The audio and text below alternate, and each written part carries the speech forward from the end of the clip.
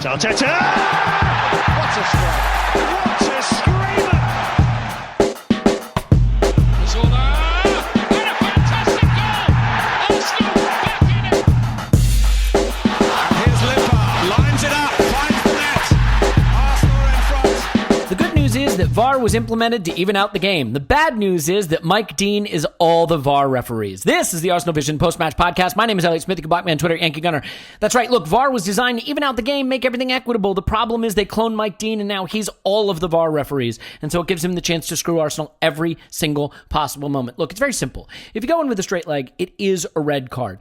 If you do a really cool karate-style kick to the face of an Arsenal player, it's not a red card because everybody knows the face is meant to be kicked by football studs. So I don't see a problem with that. We'll probably have to get into that. Admittedly, while refereeing discussions are tedious, they are sometimes necessary, so we'll probably address that maybe up front and get it out of the way so we can get to the tactically interesting stuff. I actually felt that this 1-1 draw, from a result standpoint, as disappointing as it was, is one of the more encouraging games of the season taken in context. And coming from me, you know that's serious business. We touched on it during the instant reaction pod for patrons, but now we're going to dive into it in full with Paul. You can find him on Twitter at Pause My Pants. Hello, Pause.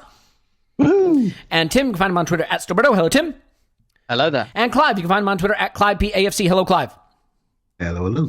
Clive, not so subtly, in the chat on the last pod, made it quite clear to me that he does not favor lineup discussions. So I assure you, he will not be selected for that portion of the podcast.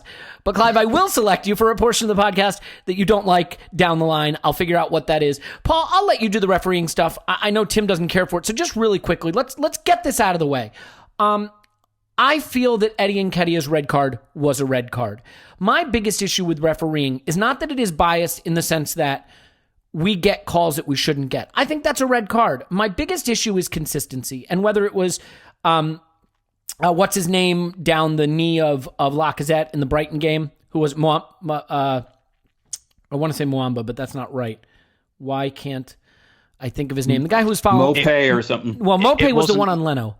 Yeah, it was a midfield. I've forgotten his name as well, but Good. He committed about 7 or 8 fouls. Including a straight leg on Lacazette. And whether it's the scissor challenges on Pepe, or whether it's the Mopé challenge on Leno, or whatever the case may be, whether it was what Vardy did to Mustafi, it just feels to me that for whatever the reason, red cards are just not shown for fouls against us. And maybe there's bias creeping in here, but how do you feel about the Vardy kick on Mustafi, the Eddie Nketiah red card, and the issue that seems to be popping up here, which is just that we always seem to face the harshest justice when it doesn't appear to be meted out. The one that always comes to mind for me, I think, is it Xhaka who gets sent off for a foul by the touchline and about halfway line once, right, for denial of a goal-scoring opportunity, literally in like central midfield. And everyone's like, well, that's the rule. Technically, that's the rule, but it's never been the rule before, and it's never been the rule again. I mean, do you want to sort of contextualize this for us on the Mustafi face kick and where we are with refereeing right now? No, I'm terrible at context. And I'm with Tim generally on refereeing things, but I've waded in on a couple recently because it's pissing me off. That's why I picked you, man. Vardy. When I was a kid, like my hero when I was 13 was mostly Bruce Lee. He knows exactly what the fuck he's doing. That weird straight leg swing around, he's looking. Do this as an exercise, everybody listening. Type in Vardy dirty tackle, or Vardy dangerous tackle, or Vardy filthy tackle. Now, he's a striker, so you're going to expect that, say, it's at least 50-50 or 60 or 70% in the favor of defenders doing dirty tackles on Vardy. It's like 99.997% that dirty bastard Vardy. Like, not even his own team are speaking up for tackles in on him, which is a testament to how brilliant he is at avoiding them. But that same skill, let's be honest, he's quick, he's got quick feet, his awareness is absolutely fantastic. But I'm not doing this to give the man a compliment. He knows exactly what he's doing. He's so aware of where Mustafi's head is. He does that weird straight leg roundhouse with the sneaky look, and he's ready for the, oh, Jesus Christ, I'm so terribly sorry. And some people actually fall for it. Actually, most people fell for it. Now, letting it go, okay, but it's... See, here's where I have a bit of difficulty. The Nketiah red card, I don't think was a red card, except in that that's the kind of red card they tend to give. The Vardy red card, I don't think is a red card because that's the kind they don't tend to give, but it was entirely deserving of it, where I just think Eddie was, I don't think he was actually being cynical. Vardy was being about 117% cynical.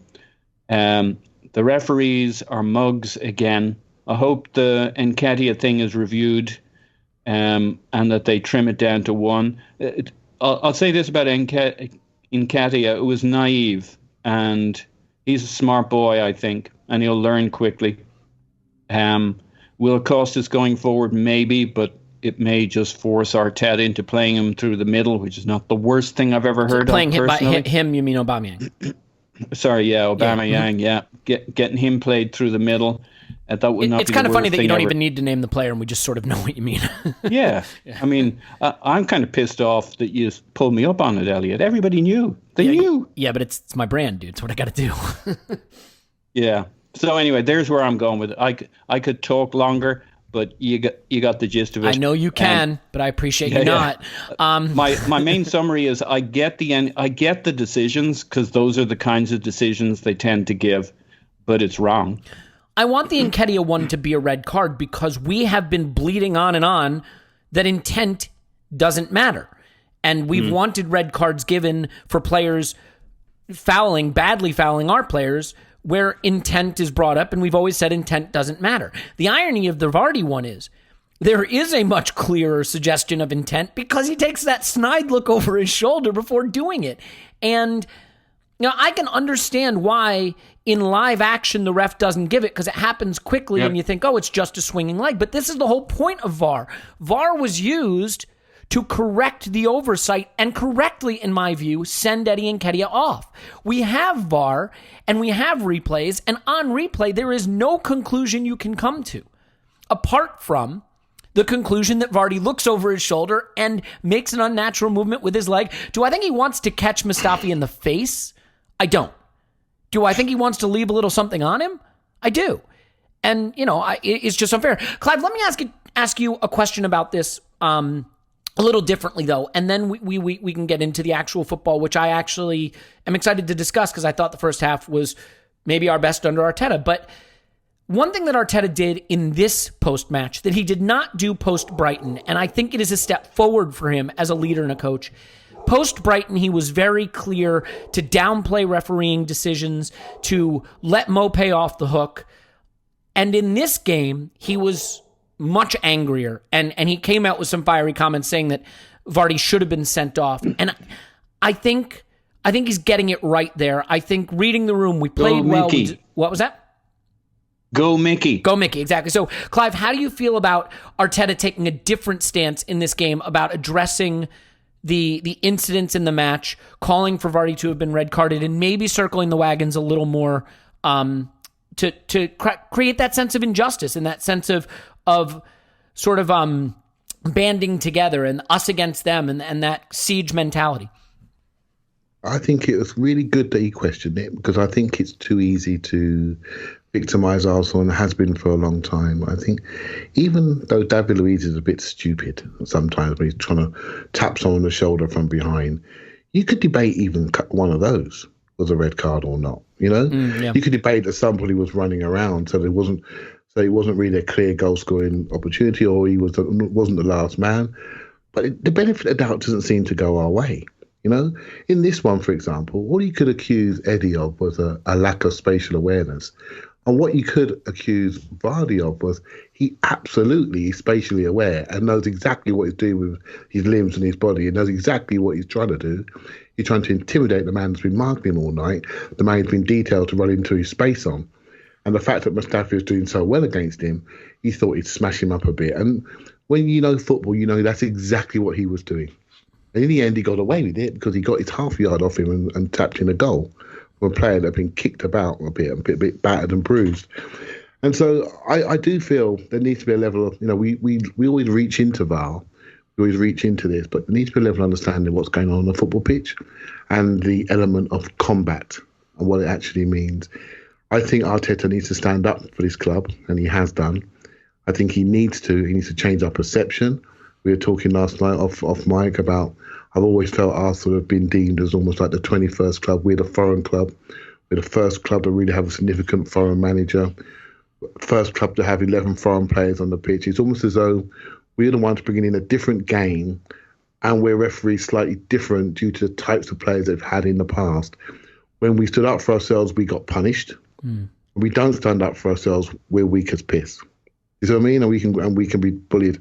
And so it's very difficult for us to find a balance.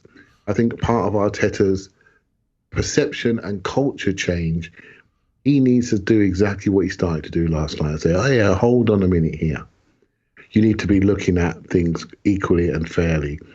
On the Vardy one, for example, if you look at that in a VAR situation, and we've all done on our Twitter feeds today, that looks like a red. Within the concept of the game, it looked like an accident. Much like Eddie's did within the concept of the game, it looked like an accident.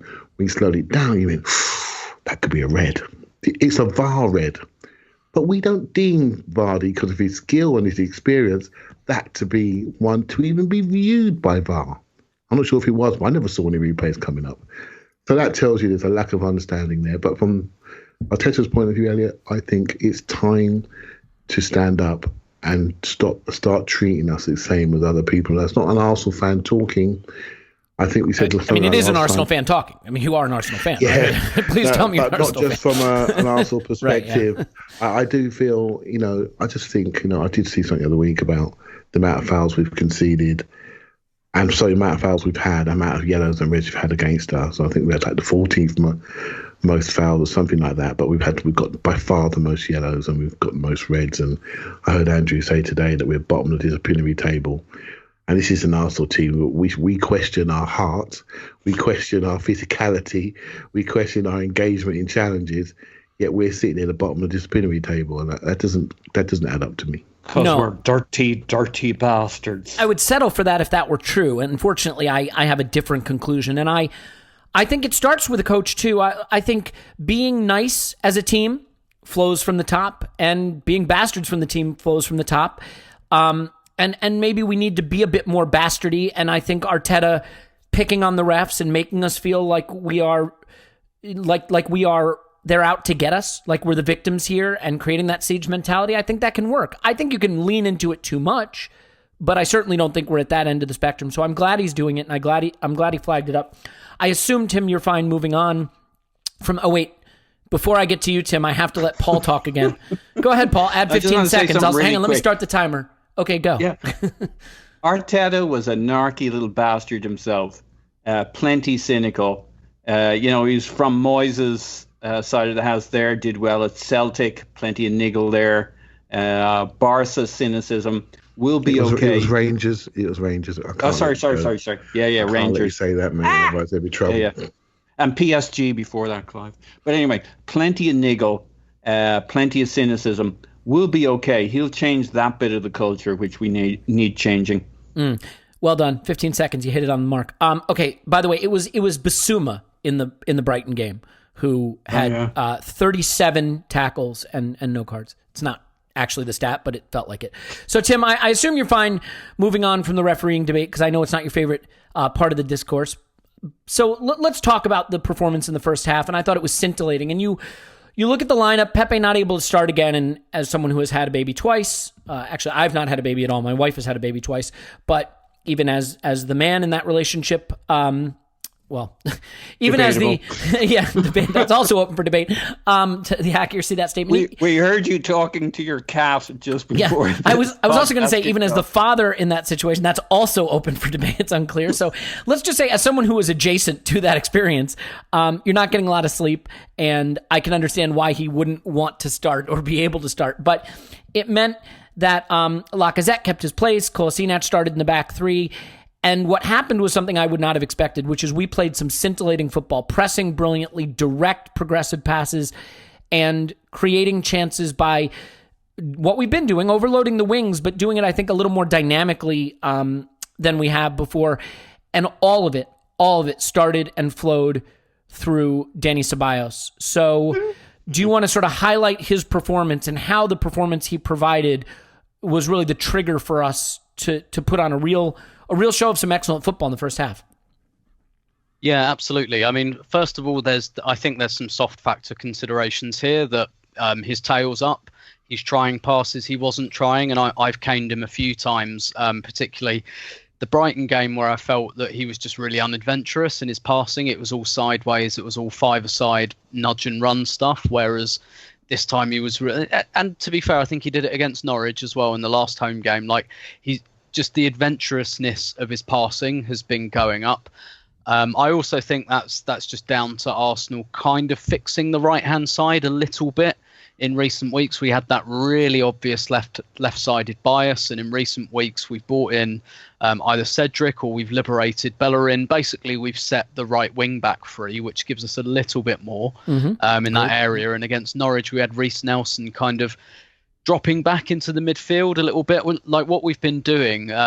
So and I've been kind of going on about this tension, I think, in the Arsenal team between the fact that we need a third centre back and a third centre midfielder, and we can't seem to have both at the same time. And I think what we've been trying to do is trying to use that right winger, what I think we tried to do for a couple of games is use that right winger, be it Saka or Nelson, kind of dropping back into midfield. And making up a third midfielder, and that's given Ceballos a bit more to aim at. In this game, I think it was Lacazette really who came back and dropped almost back into like the centre, so that Xhaka and Ceballos could split and look after their sides of the pitch when we were on the ball. And Lacazette was kind of coming short and giving an option that also takes someone away from the back line.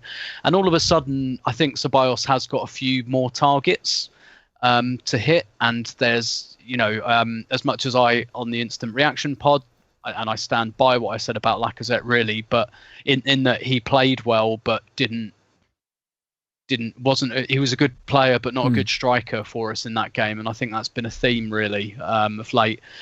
And so there's a little bit going on there that the right side of the pitch has opened up a little bit, and he's been asked to play on the right hand side. And I questioned his suitability to that right-hand side, but maybe it was not so much that he's not comfortable on the right. It's just that there was nothing going on the right. It was a bit of a wasteland. But yeah, and I think the other thing that was going on in this game was that there was basically no midfield. Leicester were going back to front very quickly. They played three strikers to try and press Arsenal's back three. And Arsenal only really play with two central midfielders at the moment, particularly in build-up. So really, I think there was space there as well. And I don't mean that pejoratively against Ceballos, saying, oh, he only performed because there was space. Because, you can tell when a player's tail is up and when it's not. And his is really up at the moment. And Arteta, who'd been challenging to him in his kind of first months in the job, really talking him up, really, really kind of, making him feel wanted. And all of a sudden now there's talk about him staying. And the biggest credit I could give Ceballos, having said that I think the team around him has moved towards him a little bit more, the biggest credit I could give him is that I think he's totally minimised that issue that we had joining the midfield and the attack. It's still not perfect, but a couple of weeks ago, I thought that was so obvious. And I was just thinking, as much as Ozil is a bust at this club, I thought we really missed him. Not just because of, the ability to join midfield and attack, but also because of Ozil's technical security on the ball. He doesn't split defences anymore, but if you give him the ball, he'll keep it and he'll probably pass it forward. And Ceballos has minimised that because his passing has just gone up a level. He seems to be moving slightly quicker as well, and whether that's just because he's hit his straps physically, or whether it's just his tail's up, or whether it's a mixture of both, I don't know. But yeah, I'm really liking what I'm seeing from Ceballos, which is great because I haven't honestly felt like that since August. And you're looking at it now, actually, and one of the things I think about the Guendouzi situation is that's a midfielder that's going to flip this summer, and that might save or at least temporarily rescue some Arsenal careers. Ceballos, Maitland-Niles, Torreira. Like, we can't afford to get rid of all of those players. So one or two of them's going to, assuming that, you know, we were thinking of moving some of them on, one or two of them at least is going to get a stay of execution now. And I really think that Ceballos is one of those players who's going to benefit from that. Yeah, look, from an age standpoint, he's exactly the kind of player we should be recruiting. From a price standpoint, when you look at what we're willing to pay for someone like Thomas Partey, for example, who's going to be $50 million, I think. I mean, that's the release clause, and he's 27. If $40 million gets you this Dani Ceballos, you bite someone's hand off for that. Now, it's a big gamble because is this Dani Ceballos, the Dani Ceballos? You know, I mean, this is certainly what we thought we were getting, and my goodness, we're getting it. Paul, quickly, and then Clive, maybe we can just talk about midfield generally. So, Paul, you were giving Ceballos a lot of love in the back channel. Would you like to put it into the front channel now?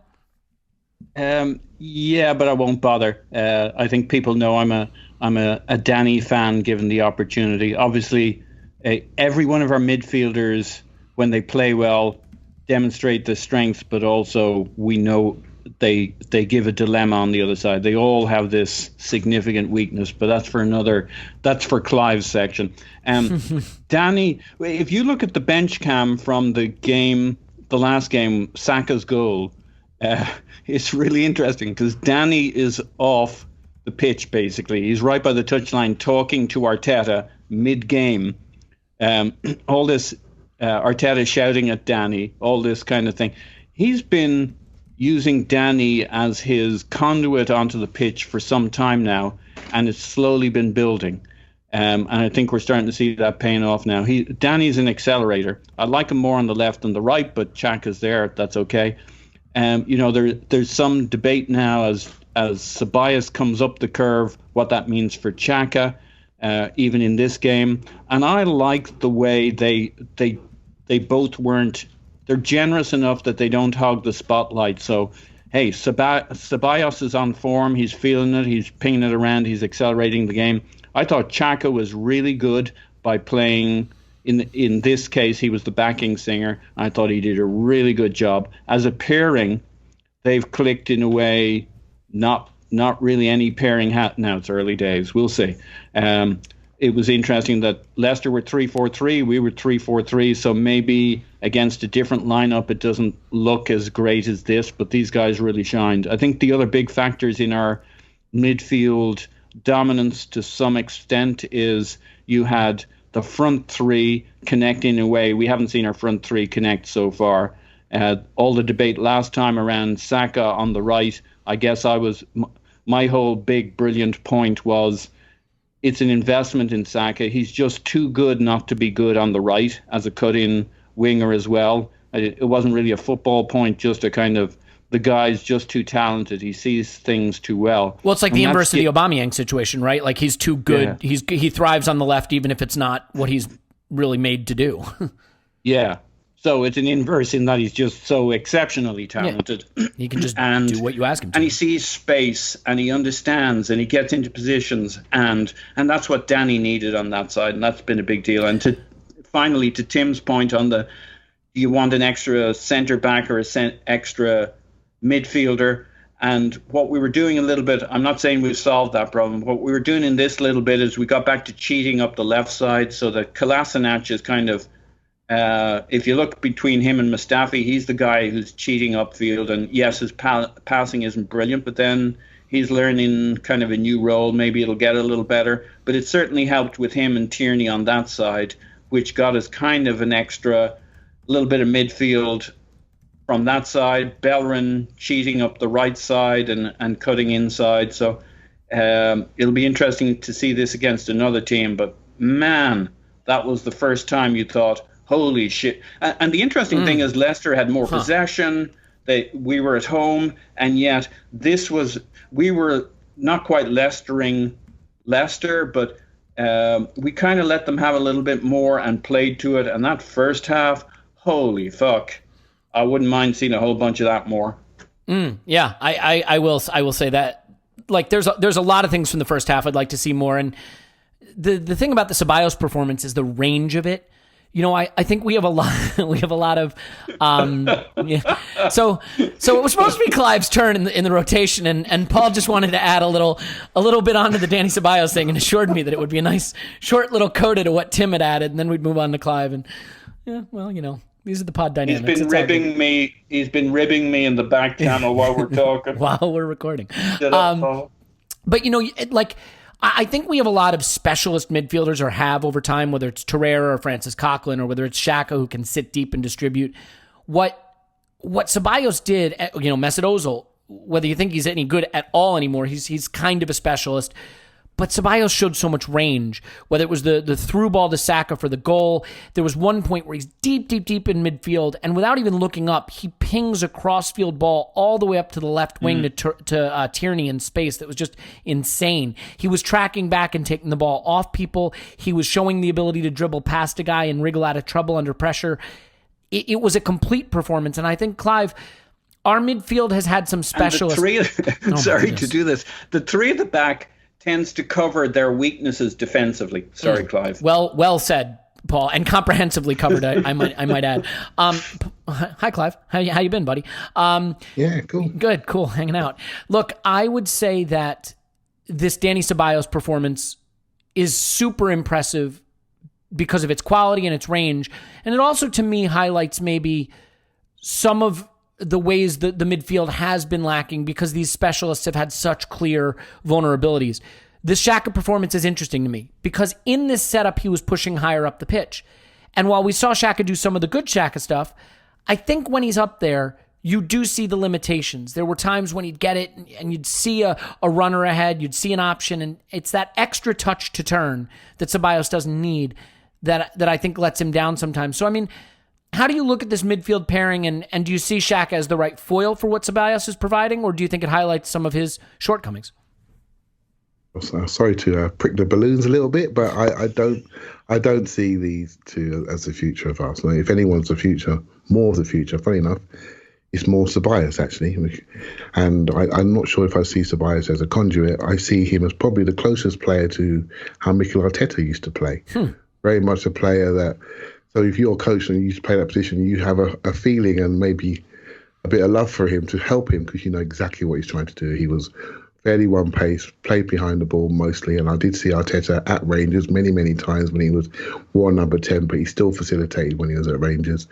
And so basically I think Ceballos has a lot of what Arteta had, but what Arteta was very clever on was how to read the drop, how to support Ramsey, how to do the things that Ramsey didn't like doing, which made them a partnership. So, but I have a theory about midfield, and I thought I'd better get it out. It's been on my mind for a few pods since you spoke about Zone 14, actually.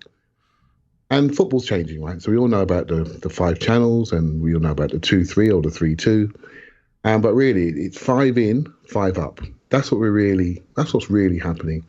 So you have a couple of players at the base of your midfield, and their skill set must be able, one of them must be able to reach that 5, either by fizzing it through the lines or by switching or pinging to the outside players with chalk on their boots.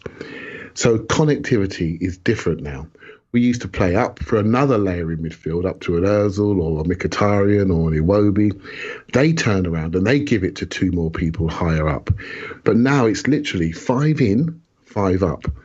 So midfield has changed. There is no midfield. No one wants to go for the centre of the pitch anymore, because if you lose it there, you're going to get killed on the transition. So your deep midfielders must have a couple of skills: passing range, or the ability to beat the man and carry and connect. So you're looking for connection in different ways when you're deep midfielders.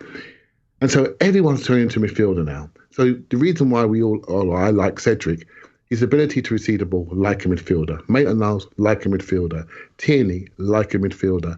Bellerin last night, more of a winger, but a little bit more technical than he has been previously.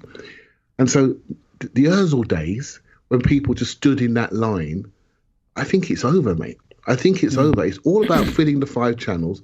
It's all about how you connect to that front 5. You look at our midfield too, and I will say that I think Xhaka's passing is not as broad as it used to be or as it could be. He doesn't switch diagonals and he's passing straight is a little bit slow, a little bit floaty.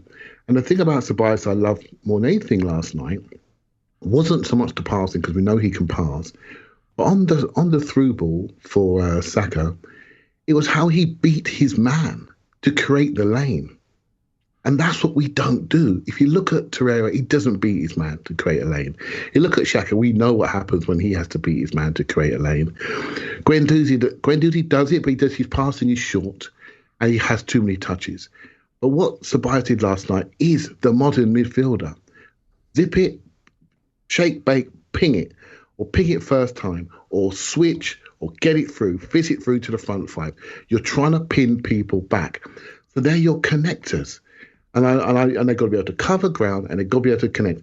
And so the midfield in modern football, because all the top teams are playing the 5 channels, there is nothing there. So what they are doing really, really well as a group is they're all refilling that gap. I mean, we know my fill the bucket theory. They're refilling that gap. And what are they doing? They're fouling. They know they can't cover it. So Lacazette always makes fouls. Saka, Aubameyang always sprint back. So they are now your attacking midfielders, but they're covering midfield by defensively by sprinting back and recovering. Man City do it with Sterling. Sterling's the best at it. His ability to fill midfield spaces from sprinting from the front. So what it does is now telling you what midfielders we need. We need midfielders that can pass 30, 40 yards like a bullet to get to the front 5. Because what that means is once you have that player, everyone's in the game because you can reach them.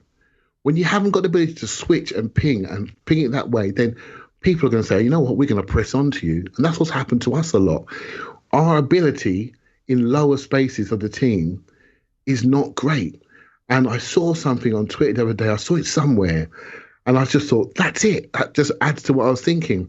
I think we have given away the most turnovers near our goal. Because in the whole league, because the ability of our midfielders to beat that first man, to beat the press, is the worst. And everyone knows it. And our ability to switch the play and drive up the pitch is impinged due to lack of technical ability and the ability to dribble and carry in those deep areas. So he's trying to fix it by having ball-playing defenders that can do it for you. David Luiz does it. Pablo Mari does it. And I think we're going to get one more that can do it. And that's going to make people think, crikey, they're building up. They can build up from 2 layers at the back there now with their back line and with the midfielders in front. And now those 5 attackers, whoever they decide them to be, they are scaring me now because they're going to receive the ball as they want it with accuracy, fizzed in, quality, and then they can turn around and then they are forcing teams to put 5 back in. Do you see what I mean? Mm-hmm. And so that's going to empty midfield even more. So the game is changing. I know we have this thing. We see this space. We think, we need an Ozil in there. No, we don't. We need attacking midfielders who can score, who off the sides, like a Pepe. Aubameyang's using this role, but we know that's not his optimal role. Someone who roll into that space and they take it and they turn around. And then you have your base midfielders. And the midfielder we use tonight with box-to-boxers, I think it's over in this trend of football at the moment. I really do. I think number 10 is over, and I think box-to-boxes are over. The issue becomes, Clive, right? While I think that's honestly fantastic stuff, and I agree with a lot of what you've just said, you can't build your whole midfield all at once from scratch, you know? I'm not talking about that. I'm just saying to you where we're going, right? Yeah, exactly. But so where the game's going, and look what we're going, and now look at your players again, and say, actually, let's look at our turnover data with our midfield. Let's look at our press resistance from our deep midfielders. Mate, I'll tell you now, Elliot, it's not great. No, it's not. I'm sure it's one of your mates. I saw the graphic on. It's not great, but you don't need to see the graphic, do you? Because you know the ability, don't you? Well, and to be fair, I mean, everything you've outlined, the reason I point at Xhaka is not because I'm just some biased prick. I mean, that's part of the reason. But part of it is just I see his skill set as not aligning with where I think we want to go and how we build play and how we play through the thirds. But I do think the Dani Ceballos performance he put in against Leicester and what he's been putting in can fit into what you've just described. And I understand that the jury is out on that for sure. But if you said to me we could get him for $40 million at 24 years old or whatever he is, and he could play at that kind of level, I mean, no one could play at that level every game, but that kind of contribution, that style, I think it does fit. And, Tim, look, we always wind up focusing in on the same kind of players because they're big personalities and big parts of the team. But I think sometimes you have to look at some of the players that only ever seem to come in to the discussion when they're being criticized.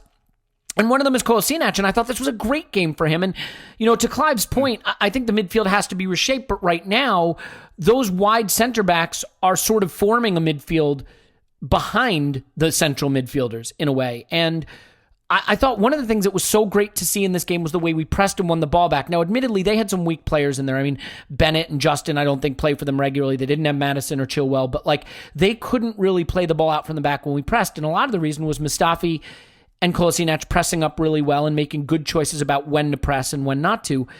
Kolasinac didn't just win the ball back, though. He delivered really well. And there was a chance for Aubameyang to cross to Saka where he just missed it. And it was a one-touch pass from Lacazette to put Oba in for that move. And that starts from Kola pressing up, winning the ball, playing a nice line breaker right into Lacazette for the 1-2 with Aubameyang. It's the kind of stuff that I felt he can't do. And so I think it's only fair to praise him when he does. How important have the performances from much maligned Kolasinac and Mustafi been to the improvement, and in particular the first half of this game? Yeah. I think what we've done is we've found their positions, really. Certainly with Mustafi, that kind of right-sided centre-back in a 3, that really suits him, limits some of the space he has to chase into. But he can chase. He is mobile. He's one of our most mobile players, actually, I think.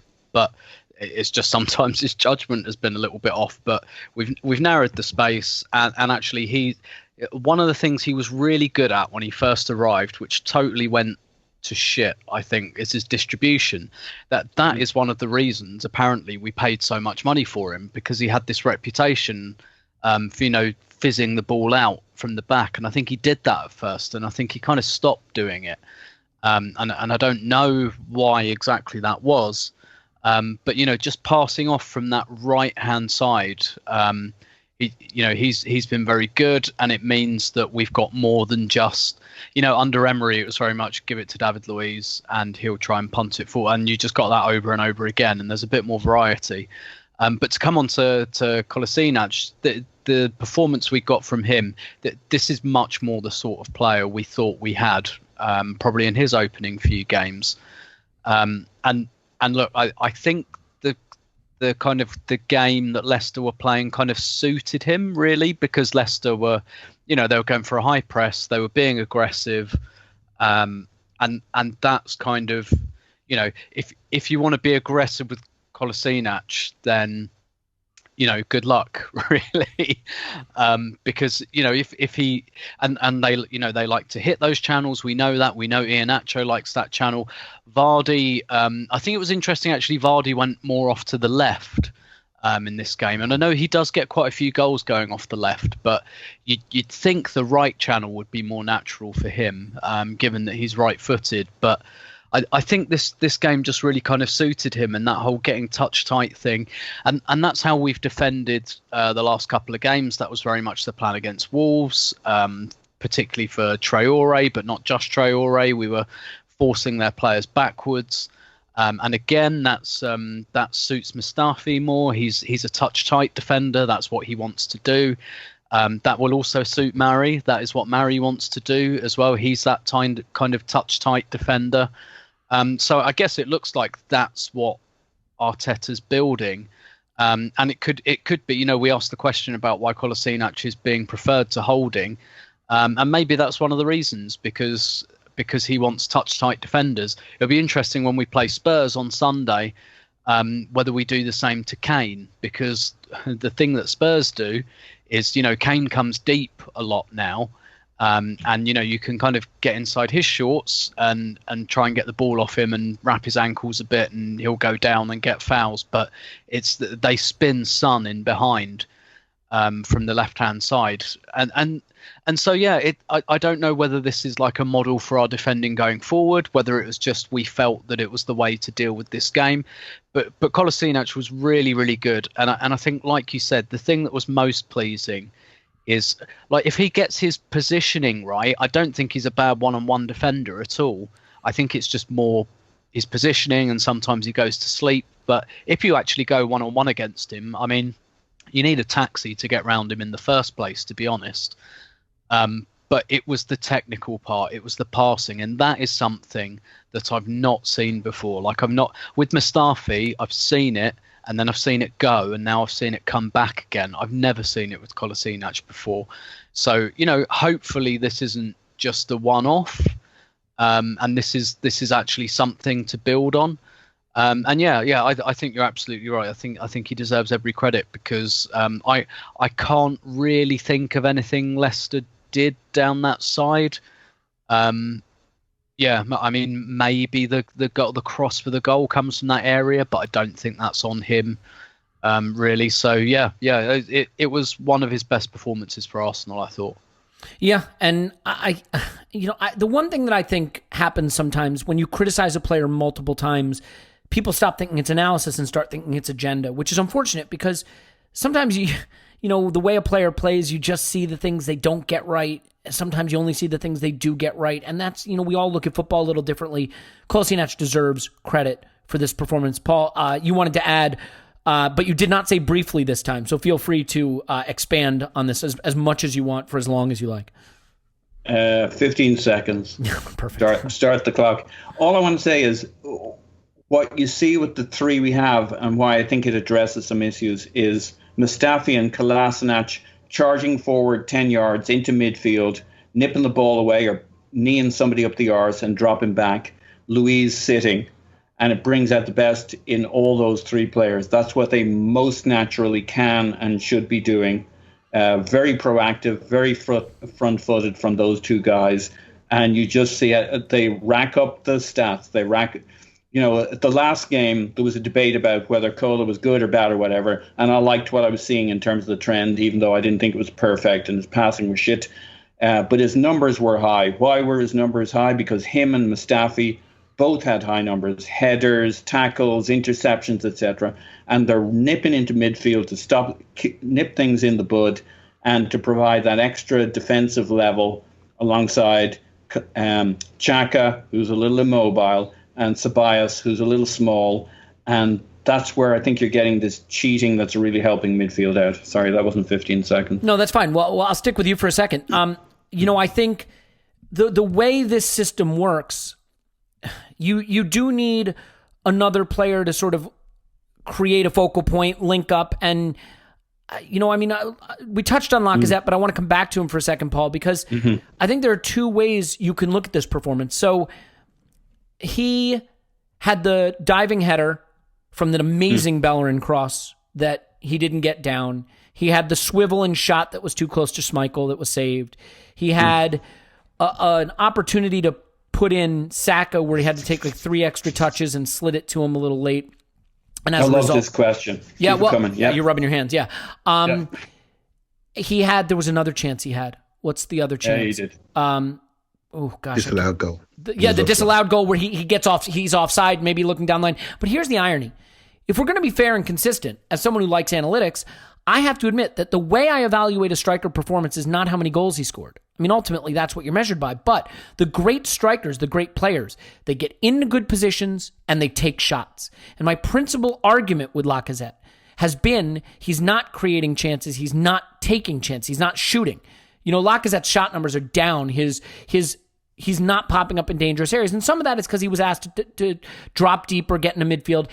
In this game, he did more striker stuff. Unfortunately for him, it didn't come off. I felt that Arteta's post-match comments about we should have killed them off fall on Lacazette probably more than anyone else. And yet, he did do the things that you'd like a striker to do: get into dangerous positions, facilitate, take shots. So are you sympathetic to the idea that he did striker stuff in this game and didn't get the breaks? Or do you feel that this is further continuing decline of a player who's just not providing enough end product? Like a couple of games ago, you might have had me leaning towards the latter. This, I thought, was a really good game for Lacazette. It's the classic, he's getting in the right positions. He just got a goal the previous game. He was only on the pitch for a few minutes.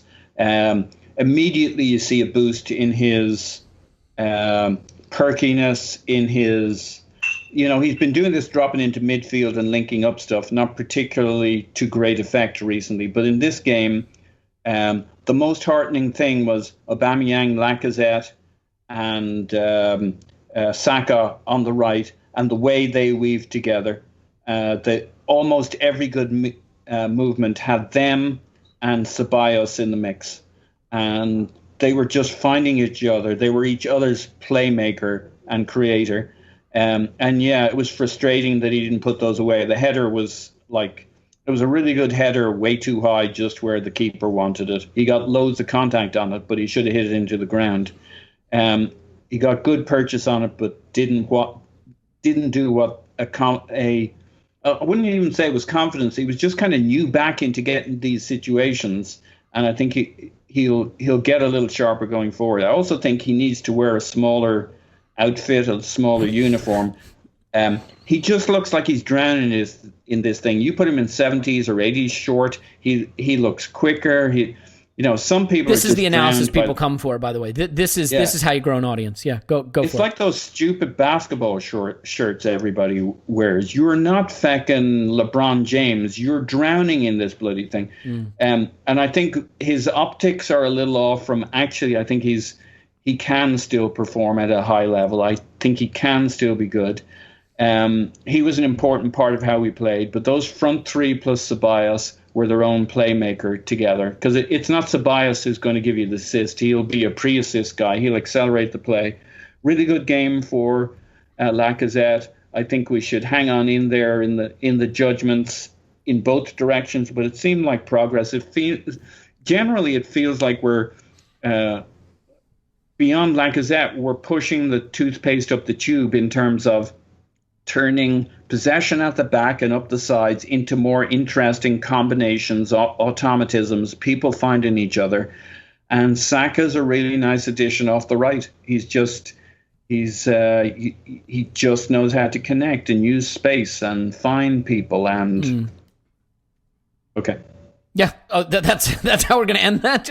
Just with an and then trailing off. It's towards the end. I kind of lost interest in what I was saying. So well, you're in good company. Look, I think we do have to discuss going down to 10 men and how we played at that point. But before we do it, I just want to say, from my own point, I thought this first half was a huge credit to Arteta, a huge credit to the players, a sign of a system that was working, that was attacking the opposition where it was weak, where runners were making intelligent runs. They could not, Bennett and Justin were not tracking Aubameyang at all. Saka's run was inch perfect. That goal is absolutely sensational. We are not doing it with 10-minute spells of possession where we walk it in. We are doing it by winning the ball up the pitch and being more direct. And that's fine, because I think that's a little more modern football. That's what Liverpool does. Maybe it's not what City does all the time, but there's nothing wrong with that. And I thought we used this system to the best effect I've seen us use it so far. I was really impressed with it. Both from a coaching standpoint, tactically, what you see is this is a guy who his philosophy works. He gets football, and you give him time with these players, it's just going to get better. And you give him better players, and it'll get even better still. But Clive, I mean, we don't get the 3 points, partly because we did not take the chances that we created, so many of them that fell by the wayside, either chances or really encouraging moves, and partly because of the red card. Look, the legs looked so heavy and tired to me by the end of this game, Clive. I mean, Aubameyang looked dead. Ceballos had to come off. He couldn't run anymore. There were a lot of tired players out there, and it's understandable. Running around in the rain, heavy legs, heavy pitch, a lot of minutes in these legs, and then to go down to 10 men. I thought we needed more energy than the subs gave us, frankly. And I thought we needed to try to push up more and hold the ball, but we are not a team that holds the ball even when we're playing well. And then to try to do it tired and down to 10 men, it wasn't going to work. I'm not as critical of the goal because, look, sometimes they score because they did something well, not because you did something wrong, in my opinion. We should have pressed the ball more. We weren't pressing the ball enough in that period, and we were letting them put crosses in under insufficient pressure. But the run from Vardy is inch perfect. He's a shoelace from being offside. Maybe should have been offside if Jose Perez did touch it. If he didn't touch it, it misses his stud by a millimeter. It misses Mustafi's toe by a millimeter. It's just one of those things where any other thing happens. A butterfly flaps its wings halfway around the world, and that's not a goal. But I am a bit critical of the energy that wasn't provided by the substitutions and the inability to really push them away from our goal and repel them down to 10 men. So how do you feel about the way we played in that period? Are you writing it off as just not having the energy at this point in Project Restart to play down to 10 men, or do you see any structural problems there? I'll just go on the goal quickly, and then I'll say what. Yeah, I think you were more critical, I think, of the goal, right? Yeah. Well, on the goal, we were in shape. We were shuffling across. They were going around the horseshoe. They weren't doing much. And then I can't remember his name now. The winger that came on. Was it Gray? Was it Demarai Gray? Demarai Gray, thank you. Came from Birmingham, £3 million. Goodbye for them. Basically, he whips in a scuff curve cross, and it's a sort of cross we should be blocking out at source. But Kolasinac turns his body, right? If he just stands square, he literally passes it away. He turns his body. Then the ball curls into the back post. So let's go talk about the back post. You often hear me use the term box out the back stick. What you do is you make sure you don't get any runners off you on the back stick. So Mustafi's facing the cross, and Bellerin and Vardy's got himself in between Bellerin and Mustafi. Perfect place for a striker. He's thinking, there's going to be a race here. Lineker style, sprinting race. If anything comes to the back stick, I'm going to win it. So what happens? Bellerin had a man outside him, and he had to stay tight to his centre-back, but thinking about the man outside him, so he couldn't block Vardy off. What happens then? Aubameyang comes into the picture to mark Ndidi, and Joe Willock was there. And what Joe Willock should have done was collapse onto the defence, and then literally, or go out wide, and somebody just pass up, just basically come in and make it a 3-on-1. So when you look at the goal, Vardy's got 3 people around him, but only one of them really marking him. So we have one marking and one boxing him out, making sure he can't get a run. They didn't make that decision quickly enough because of pressure and tiredness and lack of communication. And so Vardy has a straight, unchallenged run on a ball that shouldn't have got there because we didn't box him out. We should be barging him early, pushing him off the line, so he can't have a clear vision of what's happening and he can't get his timing right. It was fractions. It was a good goal from a Leicester point of view.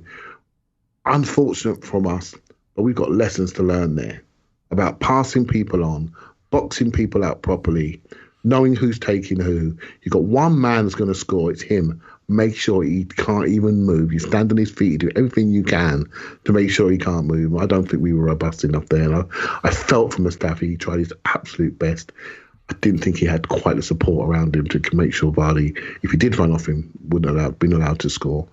And with the substitutes, again, going back to the previous game, I felt off the bench, well, we all felt, we won the game off the bench, we added power, and we beat a good side away from home. And I felt he was going to do the same thing again. He was up to do the same thing again. But it all went up in smoke. No doubt they spoke about it, what to do in the last quarter of the game, how we're going to play. It was obviously some channel running from Eddie, some pressing and some channel runs that would have pushed them back. They'd have been chasing the game. We'd have had them on the run. We had 2 fresh runners up front. We'd have had them, and we would have definitely had them. But we never got a chance to see it. So straight away, what the subs were brought on for was taken away from them, right? By the fact we went down to 10 men. So their game changed.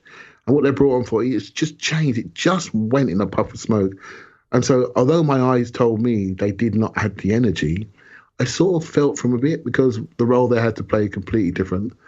And I would have liked to have seen them have just a few more minutes of that power being added. What could have happened? And in the end, the roles changed. I don't think we adapted to the 10 men brilliantly. But I don't think Martinez had many saves to make, did he, in the second half? No, not really. I don't remember too many. I don't remember too many. So although we, as fans, we were panicking because, we could feel it slipping away Brighton style, in the end, we did pretty well. And they got a really good goal for them and a goal that maybe we could have stopped. And I don't think we saw our team after that last quarter because of the events that happened. And again, we spoke about the sending off, but I think it really left a false reflection on this game because I thought we were better than them. And I wouldn't have thought I would be saying that after the away game this year. I thought we were better than them. I look at this Arsenal team now, and I look at Leicester's team. I think, you know what? We're going to be better than them next year. And we should be, by the way. But I'm really convinced we're on the right trajectory. Yeah, and I mean, you just can't help that you're down to 10 men late in a game during a period where there's so many minutes in the legs. I mean, Tim, I think we were a little too passive in the way we defended for periods there before their goal. I think Damari Gray and, oh gosh, what's his name? The one who normally starts but didn't because Iheanacho start on their left side. Perez? Brighton? No, but no. Chilwell? No. The one who came in, he came in. He's normally one of their two forwards, I think. Harvey Barnes. Harvey Barnes, thank you. That's the one. I thought we were too passive with Barnes and Gray on either side and gave them too much room to look up and distribute. And this is an interesting thing, Tim, right? We are a team that is showing under Arteta that we can defend better than we ever had. And the way we do it is we press more, we push back. What we are not a team that has the personnel to do, that wasn't English, but follow me, is sit and block off the lanes and be disciplined and hold a line and press the ball on the edge of our area. And I think, I know in the Discord, Carrier Pigeon is screaming at me right now because he wrote a very long dissertation on why I'm wrong about this in the Discord. But I just think we were too passive. Were you a little disappointed with the performance of the substitutes at all? I mean, Torreira, Willock. I mean, obviously, I'm disappointed with Eddie Nketiah. But in terms of their inability to really give us the herring and the energy and the running that some of the rest of the players just didn't have in them. Yeah, I think so. I think, to state the obvious, the red card changed stuff, right? So whatever the instructions were, like for someone like Joe Willock, like I was fairly harsh on him in the instant reaction pod where I said I felt like he looked exhausted the instant he came on. And I didn't think there was like one time he had the ball in a fairly promising position and just didn't make the right decisions because I think technically he's just not quite there yet. But I think really, ultimately what happened was some substitutes came on, they were given a brief, and then a minute later, there's no centre forward anymore. Or rather, you've got an exhausted Aubameyang. And unfortunately, because did we hooked Aubameyang after the red card, right? And who came on for him? And it's a one time. I think I was fine with it. He looked shattered. Yeah. He brought on Maitland-Niles. Yeah. Maitland-Niles. Yeah. Okay, so I think the thing is there, we just don't quite, and this isn't a massive criticism because this is a really particular circumstance. We just don't quite have that player maybe that can hold up the ball. Olivier Giroud might have been a good sub to have at this point. Just someone who the ball might stick to, because we ended up with Willock on the right wing with no striker, thinking, okay, it's going to be up to me to carry the ball 50 yards on my own if it ever comes to me, which is probably quite confusing for him. He was probably thinking, do I hold my position on the right or am I the centre forward now? And you could have brought on Pepe and you could have said, well, he'll carry the ball. But on the other hand, Pepe defensively is a bit of a zero. And I think the credit that you can give to Arsenal, I agree with what you said about Arsenal being a bit passive. I do think that a lot of that was probably down to fatigue, and some of it we just didn't have the player. Like who would we have brought on to stop that? Maybe Pepe, and you just stick him up front, and he wins you some fouls, right? And the clock ticks away. Yeah. That, you can win a game that way. Yeah. Would he have jumped for any headers or high balls? I'm not sure. I mean, you'd have to launch it into the channel and have him scamper after it, which I think you can do. I'm not entirely convinced that would have done much more. It might have, but I'm not really sure. I think the credit that Arsenal do deserve, though, is that actually stoppage time was, when 8 minutes went up, I was like, oh, Jesus, that's an eternity. And actually, I don't think Leicester did anything in stoppage time. I think we did close them out. And do you think they took the point, Tim? Do you think they were happy with the point as well? Maybe a little bit subconsciously, because a point's fine. for them. They haven't been good lately, but they particularly if it goes down to fifth, they're home and hosed. But I think it's also because in injury time, the ball was in their half a lot, and I think that's where they were weakest. Look who they were playing there: Soyuncu, Justin, Bennett, Johnny Evans. I wish we could have tried to keep the ball. Look, easier said than done, but I think that there's a way we could have done it differently. Is all I'm saying. Yeah, I do think we marshalled them quite well, because I said as soon as the red card came out, I said I'd take a draw. Yep. Now, because you know what happens with these things. No matter if they'd have equalised in the 93rd minute, they'd have had another 5 minutes. And the way these things usually go is that the 5 minutes after the goal, you're super vulnerable. And if you weather that storm, you can usually ride it out. And actually, I think the credit they do deserve is that Leicester did nothing in stoppage time. And in fact, I felt quite comfortable. I just thought, okay, we're forcing them wide. They're putting crosses in, and we've got like 9 guys in our own penalty area. And Martinez was much better at coming off his line. I think that's something he didn't have in the first couple of games, but he was much better coming off his line. And, he's a big guy as well, and he looks big. He looks big, and he looks quite wide as well. He looks like if he comes out for a cross and he's got that knee up, you don't go up with him, basically. Mm-hmm. You give it up and you let him have it. And I think that happened a few times. So I think they do deserve like a partial credit for seeing it out defensively. When Vardy scores, right, it's the 83rd minute. There were 15 minutes left at that point. And actually, other than a couple of minutes after the goal, I don't think they really troubled us that much. I do agree. I'd like to have seen us have a bit more technical security. The problem is I just don't think we have those players at the moment. I don't think those players really exist in the team, and they need to. Yeah, I agree with that. I mean, Clive, I want to kind of wrap this up and say that. And first of all, I should say one thing, Tim, because you make the point. If I'm going to be critical of our passivity or not doing well initially when we went down to 10 men, I think we deserve credit after they scored, because I thought we collected ourselves, we got on the ball a bit, we pushed them back a bit, we got the ball into their half, and the way we saw it, 8 minutes of stoppage time, I think deserves credit. Clive, I just want to look at this game holistically. I will remember this game as a game where I saw a half of football from Arsenal that made me really excited about our coach and where we're going. He doesn't have the players he needs yet. He's got an exhausted team. We went down to 10 men and they gave up a goal, and that can happen.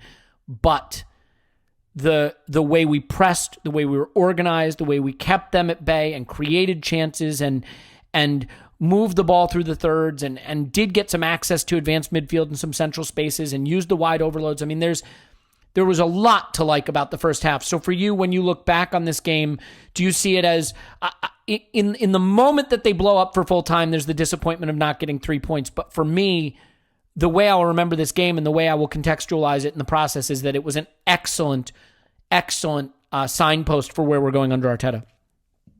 Yeah, I mean, a couple of years ago, good performances against Wolves and Leicester, we wouldn't have, we would have said, well, that's what we expect, right? But it shows you how much those teams have progressed.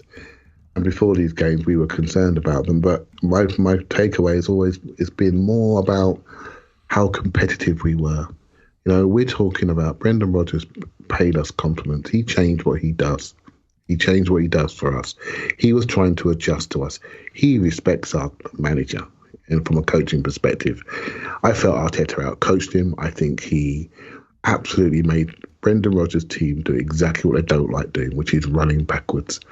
They're a young, vivacious team that like to spring forward and make people run backwards, and we did it to them. Everything was early, everything was direct, everything was quick. We pressed. We had the Pistons going at the back. We pressed into midfield and we filled the holes really, really quickly. The sort of things that we weren't doing. When we punched out in a non-committed way. Then we refill slowly. So you had a situation where I felt it's much more team playing. When we punched out of our holes, we refilled. Either someone else filled in for you, depending how far you pressed out, or you got back in quickly yourself, which gave no spaces. Let them have the outside, because whoever's in, let them have that. We can defend the crosses because we feel confident. And I thought Louise and Kolasinac were all three of them were exiting the air. So you're walking away with a feeling of we're competing now. We're really competing. We always beat a Man United or Chelsea at home and we walk away with a 2-3-0. But yeah, we're back. We just catch them on an off day. This is consistent competing at the level where we should be competing at, which tells me we're on the way. And more importantly, the most important thing for me is lots of people can coach, lots of people understand tactics, lots of people understand data. But the most important thing for me is the connection between the coach and the players. And you cannot deny the improvement of some of those players on the details that we've picked out, many others have. It's like almost like when they're watching the videos, they're actually acting on it. Almost the next game, the very next game, you can see their total buy-in from the group. And I think they're starting to believe where they should be. They're lifting their standards and saying they're walking off disappointed because they know they're better than them now. They know they had a plan to beat them, and they know they should have beaten them. And I'm quite glad they're hopefully feeling like this, because I don't like Arsenal bowling into a North London derby feeling confident, because that's the last thing you want. You want to go in there feeling a little bit bruised, a little bit edgy, to say, yeah, we're ready for Tottenham now. Let's go and sort them out, and really have the feeling we should have had against Leicester. You know, if you give me a choice, I know which one I take. I take Sunday all day long. Yeah, and I think you have to say, as much as it pains me, in the case of one of these two players, Mesut Ozil and Guendouzi have been just shoved aside, and they're not going to be distractions, and they're not going to be allowed to disrupt the progress, and so they've just been excommunicated. That's it. And you know, look, I mean, we're not Manchester City. We can't just afford to take any talented player and say you're not in the team. And Arteta has always said there's a way back for any player. But I think his willingness to be firm with those players, to not allow them to destroy the project and to be a distraction of the project, sends a message to other players that if you're on board and you're working hard, there's a place for you in this team. And those are hard things to get right. Emery did not get it right. He tried and he failed. And I think he got it right. Clive, I don't think we need to talk about Guendouzi right now. I think there's plenty of time. That's going to run and run. He's probably gone this summer. I just don't know that it's something we have to touch on. Do you feel like it's too insistent? I mean, we've sort of touched on it, but we all know where this is going. Yeah, I mean, I just wonder what we all feel about it, really, because it's sometimes when I see a performance like that, isn't that a sort of performance you think, Guendouzi, can't you see what's happening here? You should be part of this sort of battling two-way performance is you. Why can't you just grow up? You see what I mean? Because I think Paul said something the other week that really got to me. He said, that's the sort of player we should be buying. I thought, yeah, you know what? You're right. We should be buying that talent. That's exactly the next level, the next phase for our club. Now, whether you think any of his attributes are elite or not, well, I've seen improvements in players that I thought were dead. And so imagine what this manager could do for this kid. He has to want it, though. He has to want to make that improvement, you know? Exactly. Much like I felt so disappointed that the impression was Maitland-Niles didn't want to play in certain positions. I don't agree with that. But he's woken up, and we can debate his talent now based on the fact he's on board. You know, not because we think he's moody. And I just think it's a shame. We can all see where this club is going from a coach-player perspective. We know we need some support from the executive, but Guendouzi, you're making a huge mistake. This is exactly the place you need to be to develop the next phase of your career, and you're walking away from it because you're an idiot, and it's a shame. Yeah, it's a shame because the truth is, I mean, the way Ceballos is playing, doesn't he? He needs to compete. Yeah, I mean, this for all the talk about it being feisty, and you know, I buy into that, and you like that spirit on the pitch.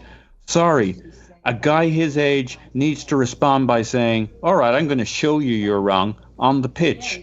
This is to me this is a little form of character weakness here. It's not just his feisty nature. Well, there's another he problem. should be looking at this and saying, "I'm going to grab a place here," and he's not. Absolutely. He's running. Well, there's another problem for him in terms of his, you know, if he really cares about his earning in his career, like he hasn't proven it enough, and he's not good enough that his value and his earning potential is established. So this is going to be a black mark for us in terms of what we can get from him in the market, but for him in terms of what he could get paid. If he just got his head down, listened to Arteta, played hard, took Xhaka's spot, played next to Ceballos, improved us as a team, you know, and then said behind the scenes, I'm moving on, this is not where I want to be, we'd get more money for him and he'd get more money to go somewhere else. But he is not good enough or established enough to act this way and think it won't impact his career. So it's bad for everybody. It's not, you know. Yeah, Tim, please come in. Sorry, I was just going to add on that really quickly because of what you were talking about there with Guendouzi. look at what Xhaka did.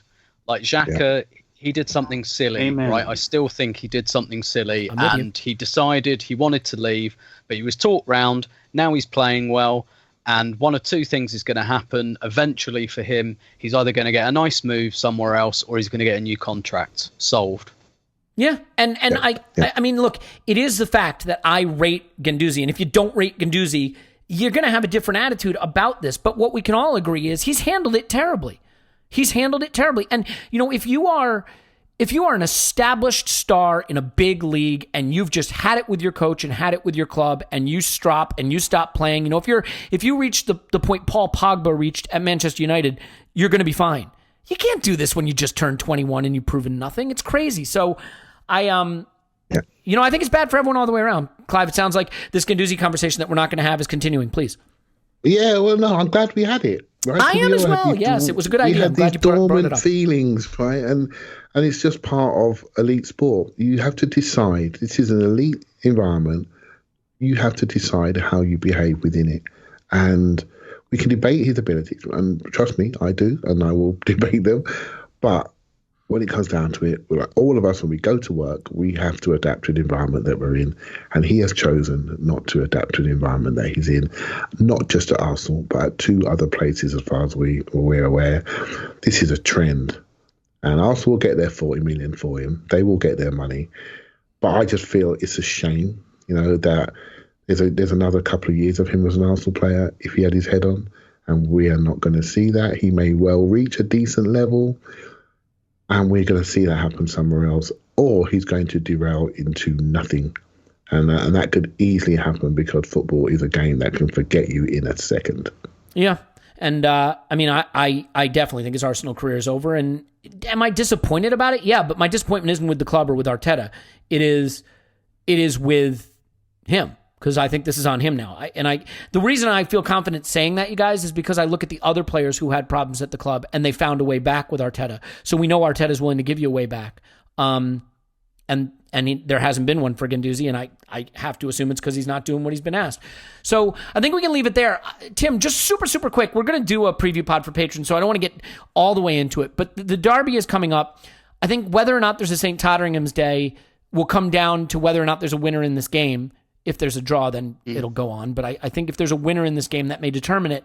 I also think, obviously, Europa League places are still up for grabs. But Pepe now is rested. He's had some time out. He'll be chomping at the bit. Saka with a beautiful assist, showing he can play that right wing role. There's no Nketiah, so Lacazette, a potential starter again. But given Arteta's pointed words about we didn't put them to the sword, and you know when you're playing opposition like this, you have to take your chances. And given that probably falls mostly on Lacazette, could we maybe, just maybe, see the dawn of Saka left, Oba central, Pepe right for the derby?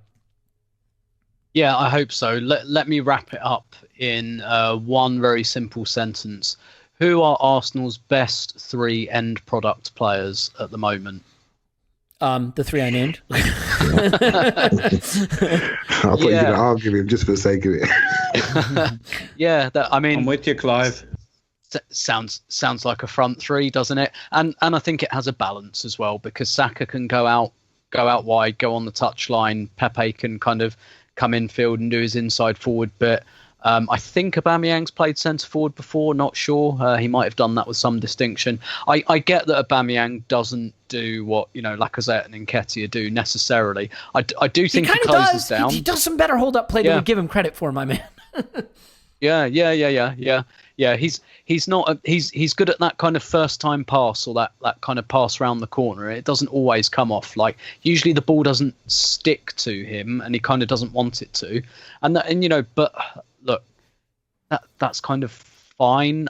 It's perhaps not totally optimal, but Aubameyang will give you something to make up for it. Put it that way. I think this is a front three I really want to see. I also think there's perhaps potential for some swap over. That's something we're not really seeing in the front three at the moment. Everyone's kind of in their positions, but I think you could see Aubameyang and Pepe kind of crossing over one another. Saka and Aubameyang crossing over one another, and just a bit of movement, a bit of devil up there. But yeah, ultimately, to go back to my first point, those are the three guys that are bringing the goals and assists and have been all season. So, yeah. All right. And like you said, Arteta said, we've got to kill teams off. Put your killers in. Yeah, I'm desperate to end the pod, but Paul wants to come back in. Paul? Well, there's the difference between what would you like to see and what will we see. Arteta's been very clear after this game when asked if this meant Aubameyang through the middle was more likely. It was like, yeah, I played him there, but we have more balance from the left. We have more goals with him up front. So the whole tone of it was, it ain't about to happen, would be my guess. Yeah, that would mean Lacazette starts at 9 consistent. Again. Yeah. So then, all right. So then let me put you to the sword here. Does Saka keep his place on the right where he's looked, granted, increasingly comfortable in this game, but, and you leave Pepe out for the derby? And, I think that's a tough one, right? It is a tough one. Based on this performance, you don't drop Saka, Laka, and Auba. So, and to be fair, Pepe comes off the bench. To be fair, I think if you give Aubameyang the chances he got in this game, you'd like to think if he gets those again, he takes them. But we'll see. Look, we'll see what happens. Clive, real quick for you, would you find a way to bring Pepe in? Would it be at Lacazette's expense? Yep, I would, and Tim's outlined it perfectly. I do think Lacazette did well in the game. I will say that he lacks a couple of things for me, and he's an upgrade opportunity. Not because he's a bad player, just because that's what happens in football. You see someone, you see their ceiling, you say, okay, that's great, thanks very much. I'm going to sell you, and I'm going to upgrade you with somebody that can do more things. So Pepe has to play. He's refreshed. We need a fresh player, and we definitely need that going on in the first 70 minutes or so. And Spurs, we're doing a preview now, but I think Spurs will flip to a back three as well because they've seen us do it. And I think Pepe and Saka will rip them a new one if they're allowed to drop into holes and turn around, because Spurs are big and lumpy and they can't move. And that's where we're going to win the game. And so I just hope those three play. Yeah, I do too. And I get some of that's fan wish casting. And I do agree with Arteta that Aubameyang's been good on the left. I think the way he ran at a weaker right-sided center back in Bennett while Justin wasn't really helping out was a huge flaw that we exploited in Leicester's plan. I don't know. I still know that Aubameyang can score goals as number 9, and Arteta has said he can. We'll just see what he decides to do. I think there's a chance Pepe will start from the bench and he'll just run this back given the quality of the first half performance, but I'd love to see him make a change. Anyway, let's leave it there. We will have a preview for patrons. And again, they'll keep being free pods all the time, every week, after every game, twice a week, 3 times a week, 10 times a week, however long it takes. But if you need more, instant reactions on Patreon and previews on Patreon. And I'm going to try to squeeze in a rewatch of the first half with Clive of this game because I think it warrants it later in the week before the derby. So we'll look for all of that. And more than anything, just thanks for listening. We love you, as we always say. So Tim's on Twitter at Roberto. Thanks, Tim. Pleasure as always. Paul's on Twitter at Pause My Pants. Thanks, Pause. Woohoo. Clive's on Twitter, Clive PFC. Thanks, Clive. Thank you very much. More from Scott in the future. He was just on a pod and will be again. Of course, my name's Elliot Smith. You can block me on Twitter, Yankee Gunner. Give us a 5-star review. Write nasty things about no one because there's enough nasty stuff on the internet. I just checked it. God, there's lots of it. I love this performance in the first half, and I'm sticking to that. I think Arteta is showing the bright future that he and this club have together as long as we just keep growing in this manner. So let's go from strength to strength and beat the scum. That would be the best thing for all of us. We love you, and we'll talk to you after Arsenal 10, Spurs 0.